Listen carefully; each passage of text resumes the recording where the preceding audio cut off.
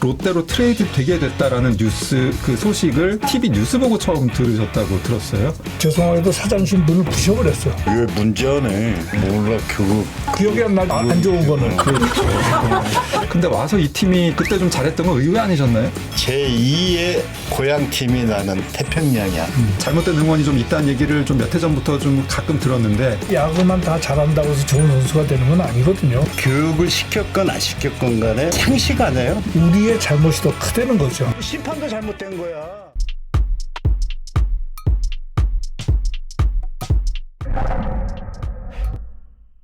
이제 이모균 전설 같은 경우에는 83년에 참 잘 하시고 그 다음에는 한번 도전해보자 이런 분위기에서 이제 트레이드 되시는데 아까 말씀하신 김신영 감독 구속되신 이후에 구단하고 약간 이제 트러블 뭐 그런 것도 있었고 또 이제 들리는 얘기에 의하면 그 당시 장명부 선수하고의 약간 갈등도 있었다고 들었는데요. 롯데로 트레이드 되게 됐다라는 뉴스 그 소식을 TV 뉴스 보고 처음 들으셨다고 들었어요.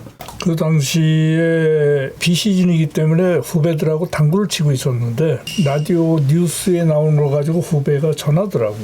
혹시 지금 뉴스에 이렇게 나오는데 아십니까? 그러더라고. 전혀 생각을 안 했던 부분이기 때문에. 그래서 바로 이제 구단하고 김진영 감독님한테 전화를 드렸었지. 이게 무슨 사건이냐 그랬더니 뭐 말을 못 하시더라고. 그래서 오케이 알았습니다. 그래서 바로 이제 우리나라 그 삼미 빌딩이 3일 빌딩이 있잖아요. 그 64 빌딩 세워지기 전에 제일 높은 빌딩이었죠. 그렇죠. 거기에 이제 구단 사무실이 있었어요.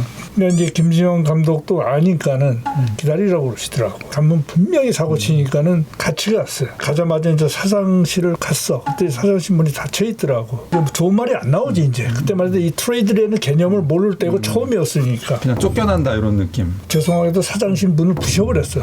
이게 문제네. 그래서 그랬더니 옆에 있던 전무님이 나오더니 설명을 하더라고. 이런 분들에서 이미 늦었으니까 저걸 해라 그래서. 김현철 회장이 젊었을 때야. 회장 어디 계십니까? 그랬더니 방배동에서 스크린 골프하고 있다고 그러더라고. 그때가 스크린 골프 처음 이 양반이 가지고 들어왔을 때. 처음으로 그때 김지영 씨가 내 기사를 노릇을 하신 거지 이제. 갑시다. 치고 계시더라. 그룹 회장이니까 조금 기다렸지.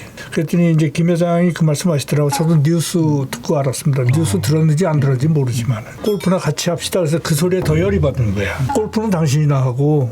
그래. 못됐네. 그래서 형한테만 잘했어. 의식이 못됐네. 생긴 거 없이. 내가 원래는 프로를 안 올라고 그랬더랬어요.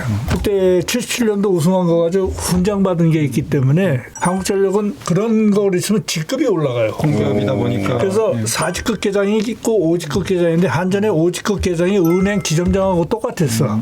근데 이제 발령을 4직급 계장을 발령을 해주는 거야. 너 혹연히 가지 말고 여기 있으면은 최연소 지점장도 되고 모든 게 되니 가지 마라 이렇게 되는 거야. 전부터 많이 팔아먹을 수 있었네. 그렇지. 삼미도 똑같은 게 뭐냐면 해태처럼 살만한 선수들이 드물었던 거지. 그렇죠. 정중히 사양을 했는데 김진영 씨는 직계 선배니까 이 양반은 전화하자마자 됐던 국민이 아니라 욕부터 하시더라고. 넌 뭐 새끼야. 인천에서 야구하려면 몇이나 되냐고. 네가 거기 있으면 되겠냐. 그 소리 들으니까는 뭐 세상 무서운 사람이니까. 이제 그래가지고 오게 된 동기고 1년 만에 그렇게 되니까 나로서는 이제 더 섭섭한 거지.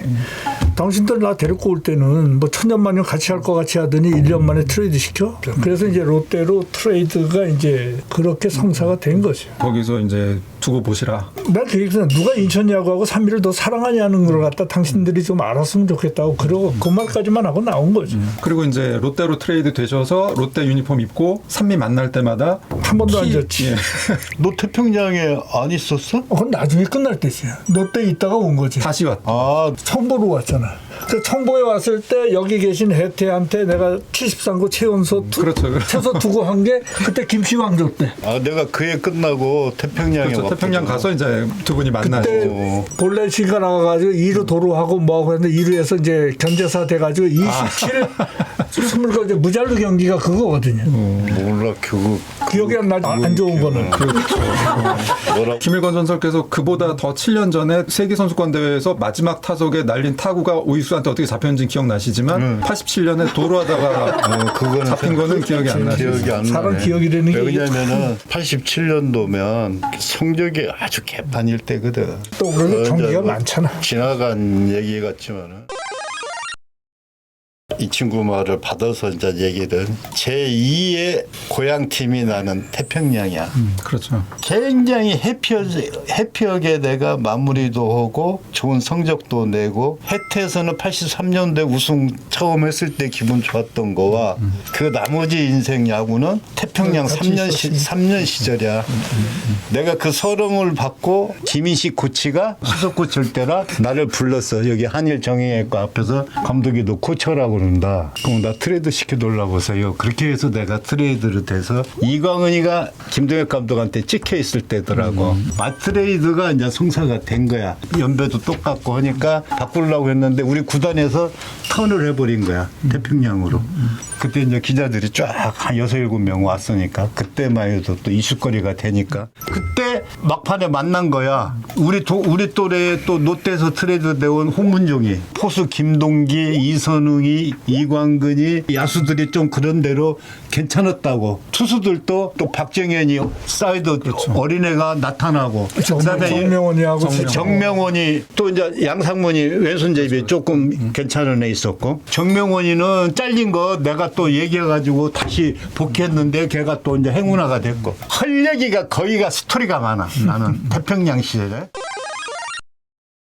그 김일권 전설이 1989년에 도루를 62개를 하면서 도루왕이 되셨어요. 이때 꽤 이제 나이가 되셨어요. 89년이니까 한국 나이로 35이야, 6이야? 35, 6. 그때 이제 89년이 인천 야구에는 또 특별한 해인 게 인천 프로팀 최초로 이제 포스트 시즌을 간 해였죠. 그래서 준 플레이오프 가서 삼성 이기고 플레이오프까지 갔다가 이제 해태 타이거즈 만나서 3연패하고 졌던 기억이 있는데 89년에 외야수 부문 골든글러브 받으셨고 그 여세를 몰아서 그 이듬해 90년에도 또 도루왕을 해서 이제 5번을 하셨더라고요. 그게 이제 우리나라 도루왕 5번 한 게 지금 이제 김일권 전설하고 지금 뛰고 있는 박혜민 이게 둘밖에 없다고 그러네요. 그 사실은 태평양 오실 때 뭐 여러 가지 있었겠지만 성적에 대한 기대는 못 하셨을 것 같아. 이 팀 워낙 약체니까 강팀에서 약팀으로 오니까. 근데 와서 이 팀이 그때 좀 잘했던 건 의외 아니셨나요? 해태에 있을 때 후배들한테나 잘한다는 스타 플레이어가 보여주는 게 별로 없이 뭐 도루왕이나 좀 하고 뭐 이렇게. 근데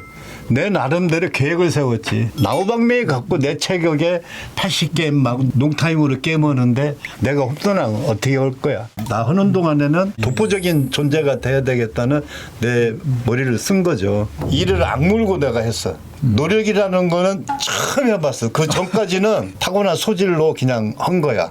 어떻게든지 내가 김일권이 공격도 살아 있어라는 거를 보여줘야 돼. 근데 우리가 미안하지만 약체 팀이다 보니까 상대는 에이스급들이 이렇게 선발 라인들이 걸린단 말이야. 그러니까 거기에서 3할 친다는 거는 내가 굉장히 힘들더라고. 쳐서 후배들한테 본보기를 해줬고. 제가 이제 사회인 야구를 좀 했는데 그 당시에 저기 이제 이모균 전설께서 저희 사회인 야구 팀의 감독이셨거든요. 그래갖고 제가 펑고도 직접 받고 변화구도 배우고 막 했던 적이 있는데 사회인 야구를 할 때도 이제 상대 팀 조롱하는 거는 상상을 못 해봤었거든요. 그러니까 우리 팀 선수를 응원하고 야 뭐 잘 쳐라 이런 거 하는 거지. 근데 고교 야구에서 뭐 그런 좀 잘못된 응원이 좀 있다는 얘기를 좀 몇 해 전부터 좀 가끔 들었는데 이번에 이제 그 배제고 광주일고 경기에서 있을 수 없는 그런 게 있었단 말이에요. 이런 거에 대해서 어쨌든 야구 선배로서 한번 어떻게 봐야 되는가 한번 좀 말씀을 들어볼 만한 것 같아요. 우선 이모균 전설 한번. 근래 들어와가지고 이 응원 문화, 그건 응원 문화가 아니죠. 그렇죠. 70년대, 80년대 이렇게 변하면서 많은 변화는 있었지만은 이 벤치 안에서 선수들이 한다는 거는 상상도 못했고 그 내용을 정확히 들어봤을 때는 썩 좋은 내용은 아니더라고. 물론 이제 우리 선수들한테 뭔가 힘을 북돋아주고 하는 거는 좋지만은 상대한테 야지를 놓고 그런 부분을 뭔가 한다는 건 상대의 자존심을 건드릴 수도 있는 거고 여러 가지가 있는데 감독 코치들은 어떻게 생각할 수 있을까? 첫 번째는 교육의 문제인데 야구만 다 잘한다고 해서 좋은 선수가 되는 건 아니거든요. 여러 가지를 이 스포츠를 통하고 야구를 통해서 배워야 되는데 5.18이라는 부분에서 얼마만큼 교육을 받았고 그 아픔을 얼마만큼 알겠어.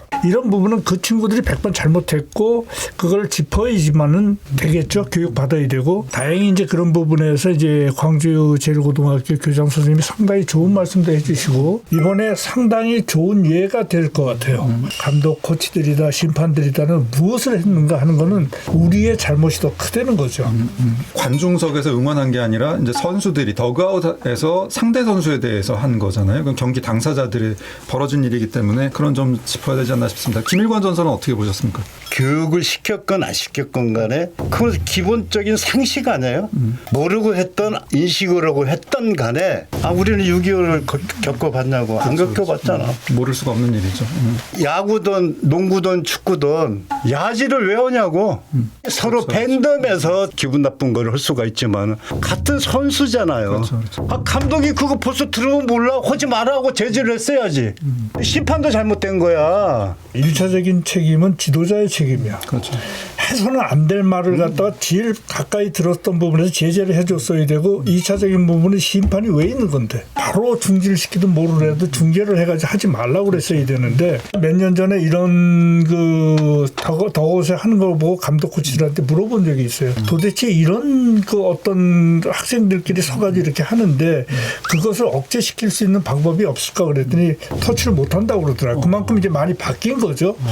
동업자 정식이 없는 거예요. 이거는 고등학교 야구가 됐든 프로 야구가 됐든 서로가 지켜야 될 선을 넘은 거죠. 이건.